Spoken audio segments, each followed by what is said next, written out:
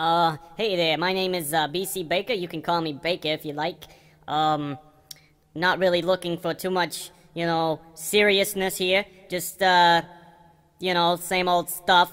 I like things like puppies and long walks along the beach. Kissing is fun. I like to kiss.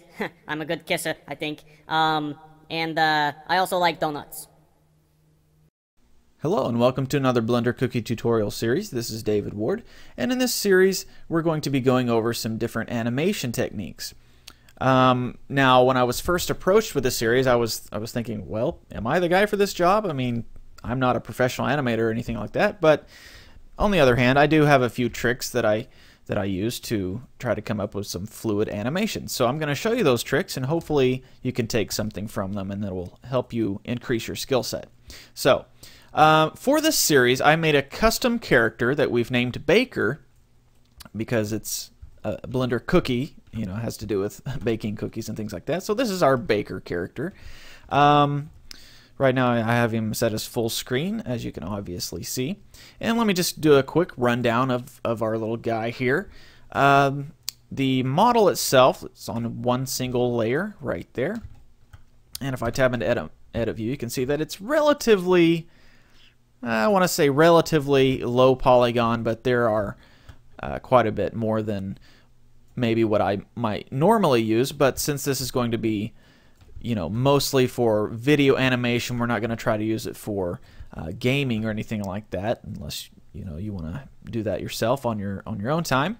But this series is just going to focus on animation of a character in the normal default scene settings, not the game engine. So anyway, so that's the topology of our guy here. Let me tab out and kind of show you what the rig looks like. I'll hold down Shift and I'll go ahead and select that layer right there.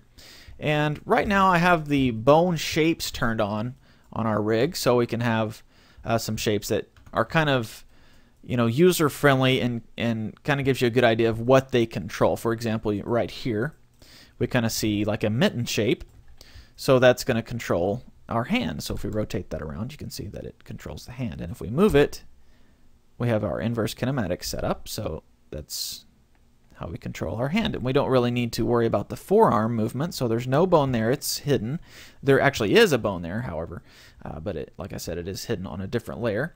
Let me just go ahead and collapse this window so you can see things a little bit more. Over here in our rig settings here, just hover over that, you can see object data for our rig. If we go down and turn off shapes, click, you can see the B bones of the actual skeleton, like I normally use. I don't use bone shapes very often myself, but for this series I figured, why not? It'll help you as the user to kind of know what bone does what. So let's go ahead and turn that back on. And like I said, we have other bones on different layers, so if I just hold down Shift, I can click on here, and I honestly don't remember exactly what layer I put all the extra ones on. There's one right there on that layer. But anyways, you don't really need to worry about those because we're just going to worry about animation. We're not going to worry about rigging techniques or anything like that. This is all going to be animation. So anyways, like I said, we got our mitten shape there for our hand. You can just rotate that, move it around. Up here we have our shoulder, where the origin of the bone is right up here, but I went ahead and put the bone shape right there. So if we click on our rotate manipulator, you can see that the green line, which is our, I believe, our x-axis.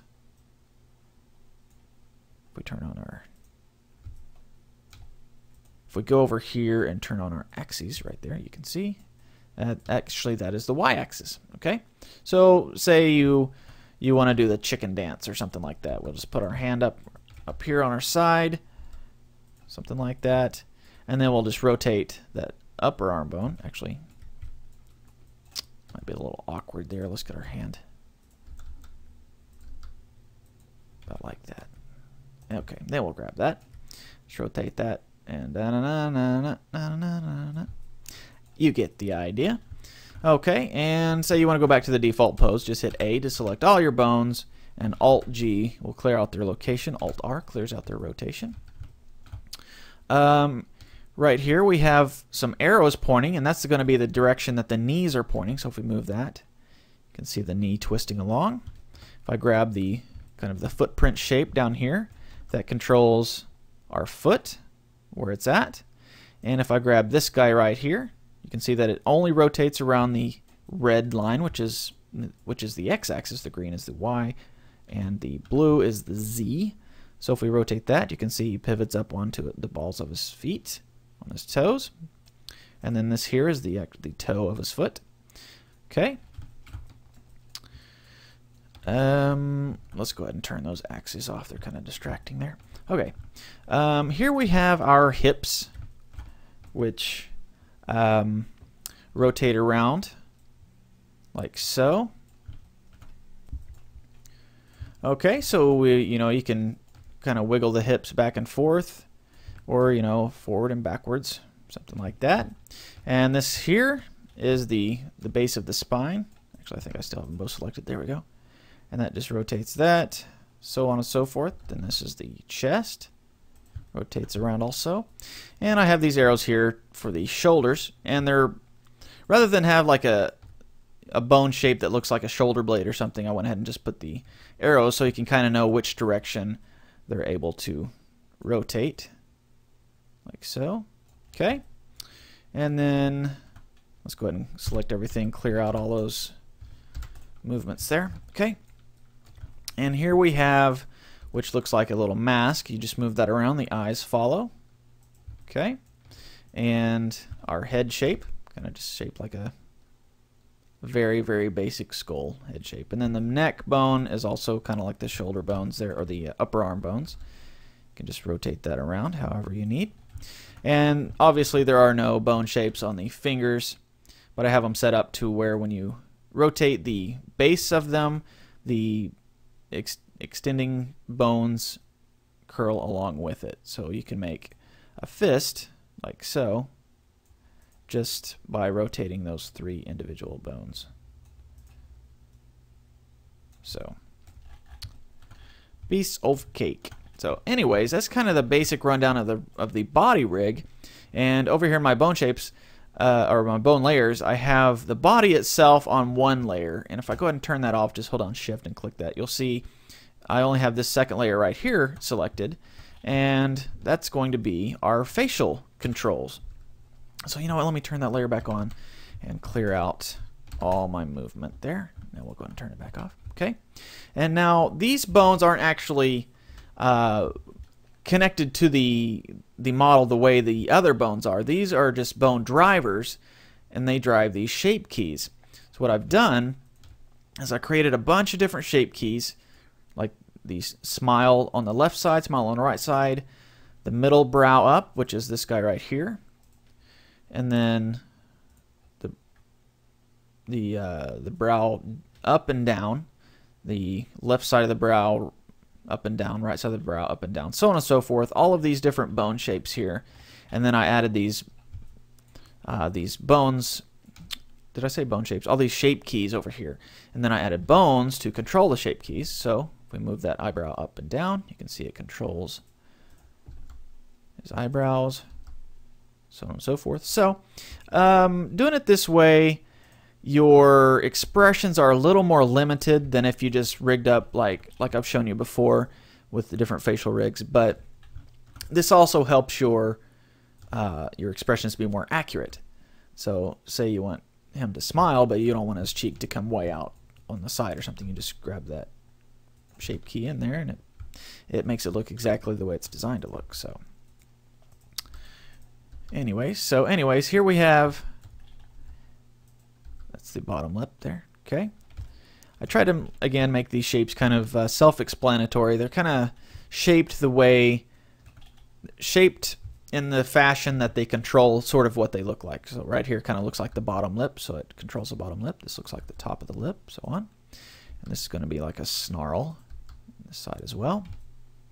And then this is the corners of the mouth, come down, frown, up and smile, so on and so forth. The cheeks going to poof out.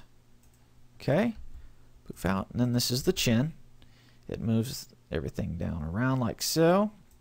And this little guy here kind of looks kind of funny, but what it controls is the width of the mouth and then the kind of the O shape of the mouth, the pucker shape. So if you move that out, he kind of puckers his lips out, and if you move it in, his mouth gets wider. So that's how that works. Now, what you might be wondering is what these guys are, kind of a half circle, semicircle shape with an arrow. Well, that's just what it kind of looks like. It's his eyelid. So just move those down, and he can blink. Now, these eyelids, I wanted to make them kind of have a sort of a claymation feel to where they're totally separate from the rest of the mesh, which if you grab them, you can move them out and see that they are indeed separate. And they're a little bit different color, they're a little bit darker. But yeah, the reason I did that is kind of like the claymation feel like you might see in Tim Burton, something like that. So if you don't want him to have eyelids, just move them out of the way, like so, and they won't be there. Then he can kind of make his expressions with just the rest of his facial pieces. So anyways, so that's kind of a little rundown of our character and the rig and how to use it. So I guess before I go, let me kind of show you a little bit on how these bones are controlling our shape keys. So let's go back to our mesh, and we'll go down to the shape keys. And you can see right here, for example, let's just use smile.l, which is going to be controlled by this bone here. Okay, and let's split this window right here, and we're going to open up our graph editor. Let's make that a little bit bigger so we can see it. Okay, and it's not going to be F-curve. We're going to go to drivers, and you can see all of these drivers that are set up here. Now, the first shape key, smile.l, has a driver on it, and the way if you want to create a driver, you just right-click on here and say Add Driver. Right now, it has a driver already, so I only have the option to delete one or copy it. So you would say Add Driver, and it'll go over here, and you'd select it, and you have to have your properties turned on. I guess they are, but the window's too small to show it, so there we go. All right, and you go down here and you change some of these settings, and you tell it I want it to be controlled by the object bone. So you're going to say Baker rig, and the bone is smile.l. So that's how you hook them together, and they control. So I'll show you how that works. Let's go ahead and merge these windows back together. There we go. Grab the mesh, and just for right now, let's delete that driver. And you can see that the smile.l is set at 0.824. That's where it was when we deleted the driver. But if I just set the value down here, you can see how that smile.l looks. Okay, so let me undo that a couple times, get that driver back on there. And I think that's about it. Hopefully that explains how to use this guy pretty well. Just kind of demonstrate the rig a little bit more.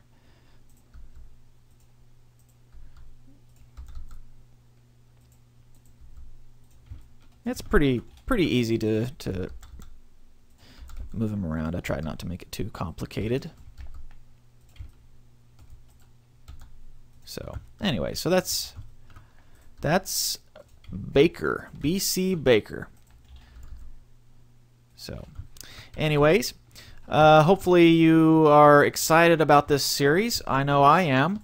And in part 2, we're going to start working with some different expressions and how you can really set the mood without saying a word, having any sound effects or anything, just by using these tools to create an expression on Baker here, which can be applied to other characters. For example, right now he kind of looks mischievous with his little smile and his eyebrows down. You can even make it a little more sneaky.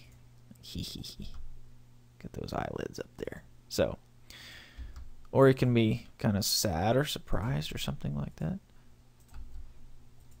So anyways, all kinds of different tricks. We'll go over that in part 2. So thanks for watching, and I will see you in part 2.